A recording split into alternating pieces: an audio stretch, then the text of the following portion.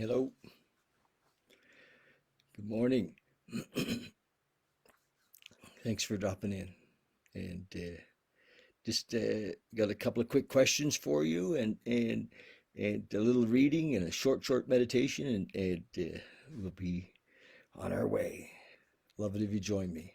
I love it if you join me. So, um, where do I start? Where do I start? Um, Hang on. There we go. I often forget to put my phone on airplane mode, and the calls come in. Anyway, uh, I spent some time with a fellow this morning, and I'm really honored. I get to work with with people that are in some ways desperate to find a way out. And what are they trying to find a way out? Um, what are they trying to find a way out of? They're trying to find a way out um, of the mind, I guess, of the trap that we're in, of the, and how do I describe that? Because we've been told, just a second,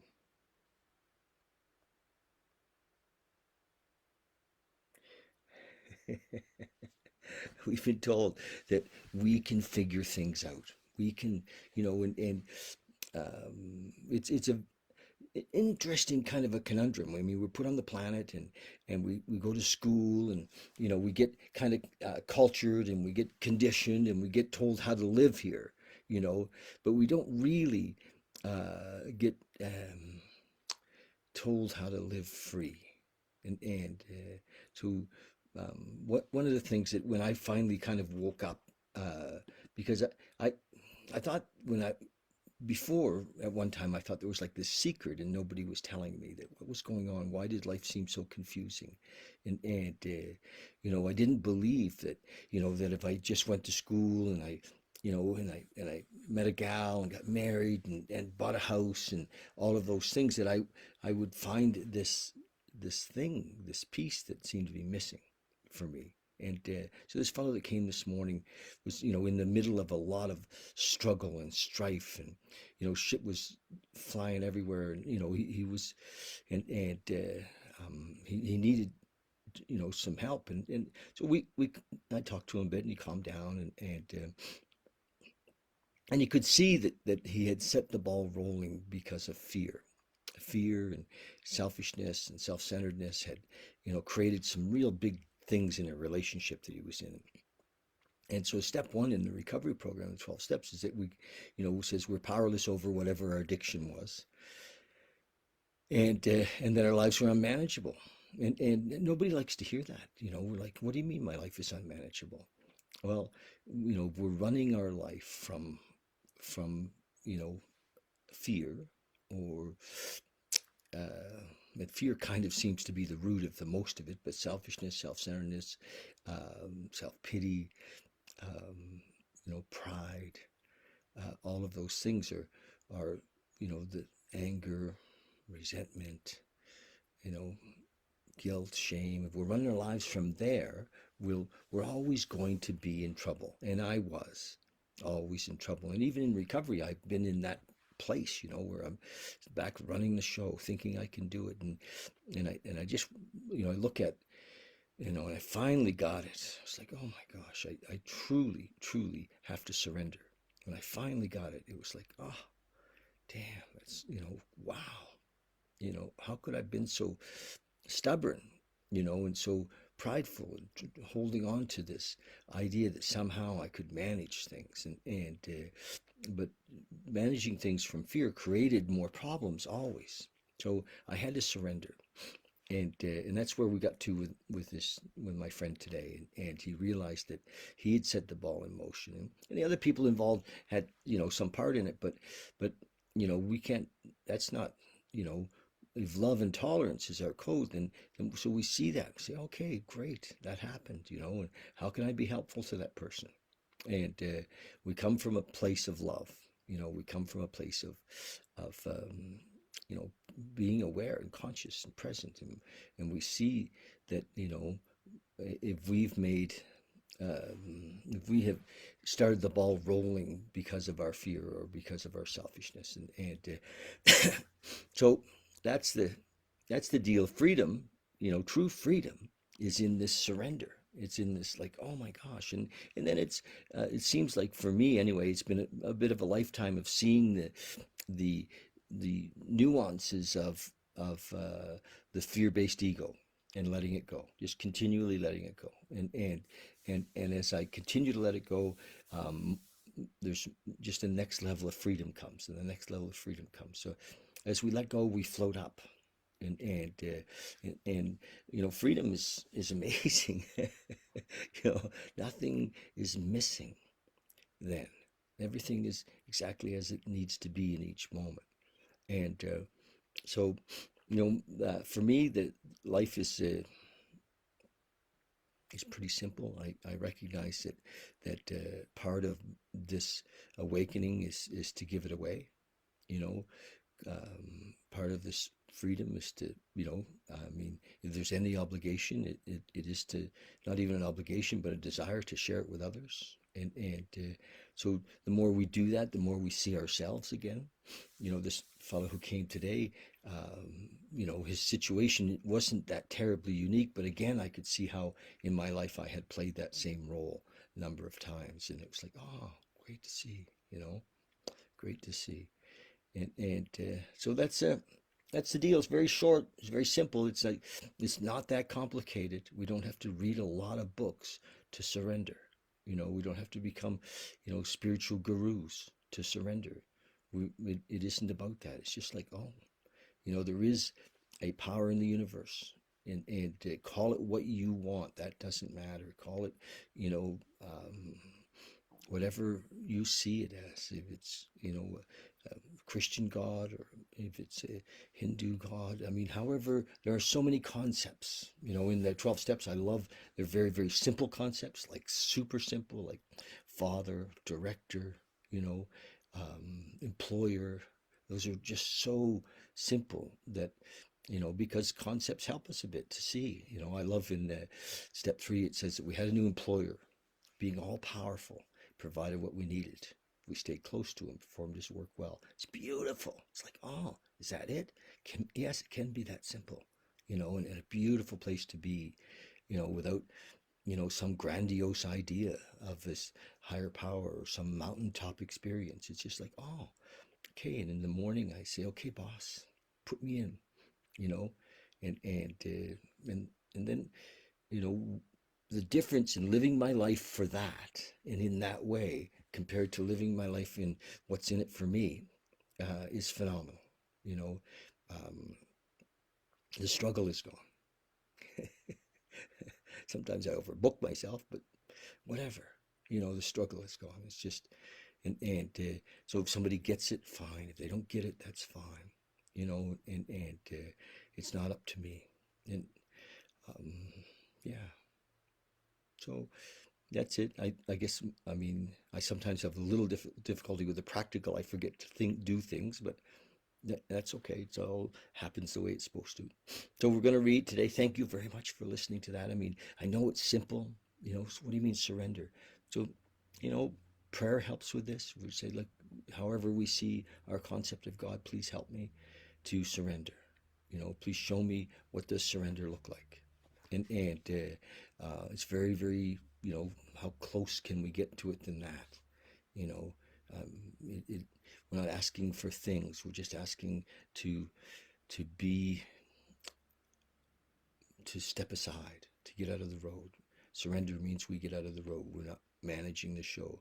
And sometimes we have to be very defeated to get to that. So I hope you don't have to be that defeated. All right. What's the date?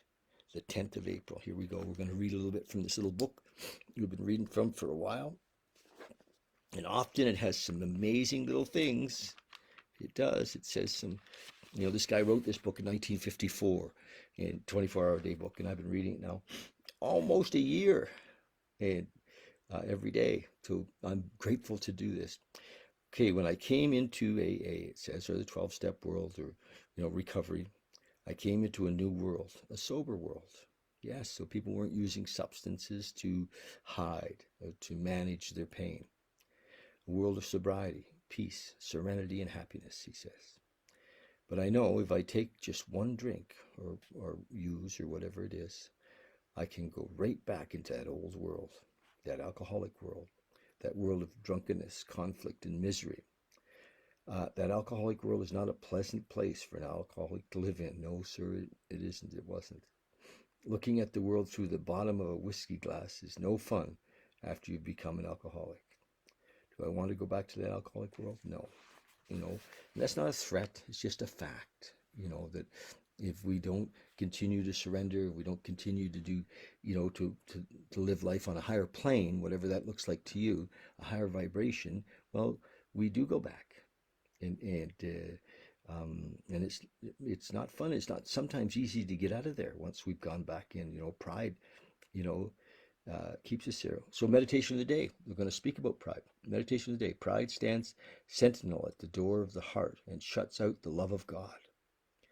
God can only dwell with the humble and the obedient. Obedience to God's will is the key unlocking the door to God's kingdom. So there it is. I'm a humble servant. That's it. And that's what that's the deal. I know it doesn't seem so grandiose, but what can I say? No man can obey God to the best of his ability without in time realizing God's love and responding to that love. The rough stone steps of obedience lead up to where the mosaic floor of love and joy is laid. Where God's Spirit is, there is your home. Where God's Spirit is, there is your home. There is heaven for you.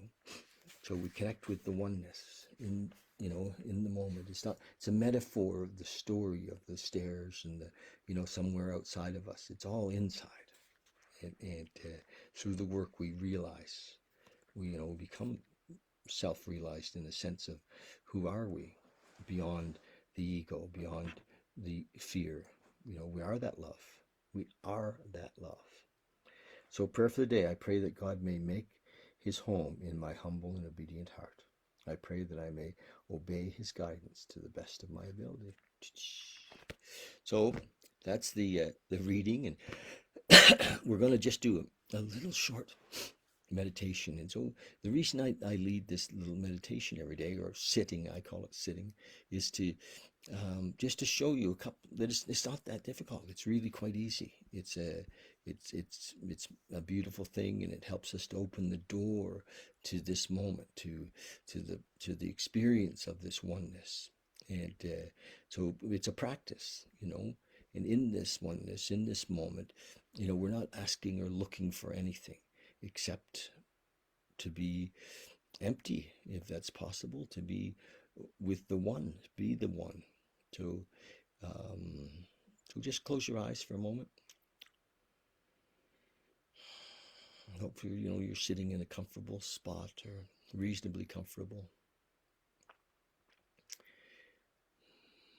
How do we come into this moment when we're always often in our busy minds trying to organize, judging, complaining, assessing? Poor old ego's just running wild sometimes, trying to figure out life. There's nothing to figure. Just be here now. Just drop into this space, come into your breath.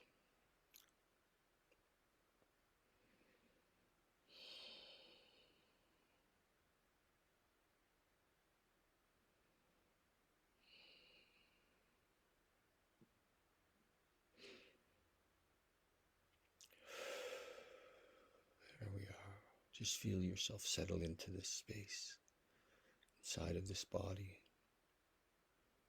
It feels like we're inside of this body.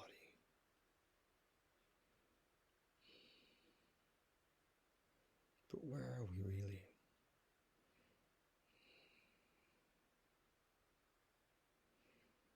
Just imagine for a second that, we are in this space, in the proximity of this body, that we're one with all things.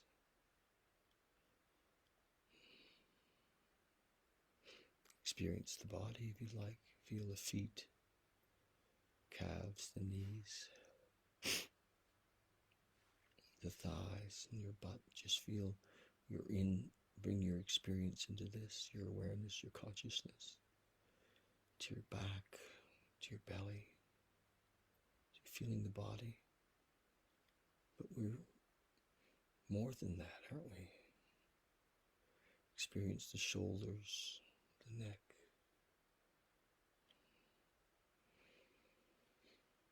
The breath. Here we are. This expanded state in love.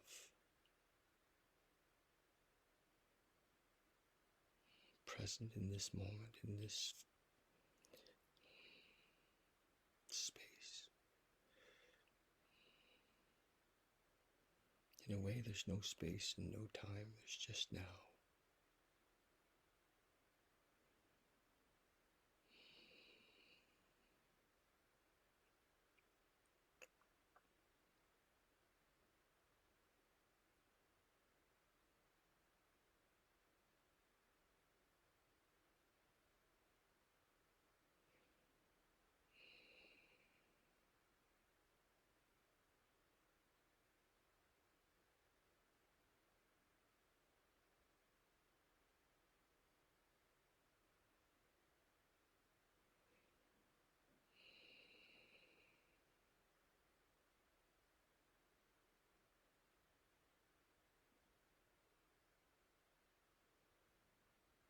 Just experience the stillness, the quiet,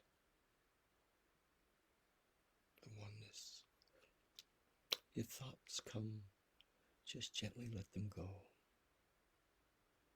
Just gently let them go. Be kind.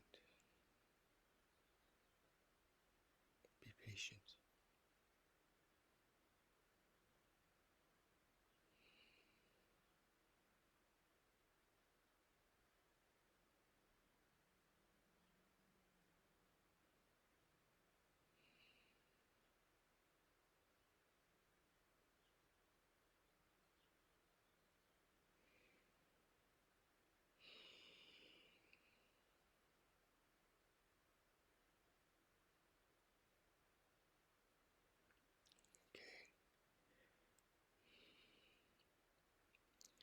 I'm just going to leave you now. Stay in this space as long as you like.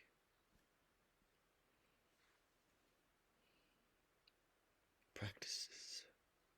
Dropping in. Being with the moment. Being here now.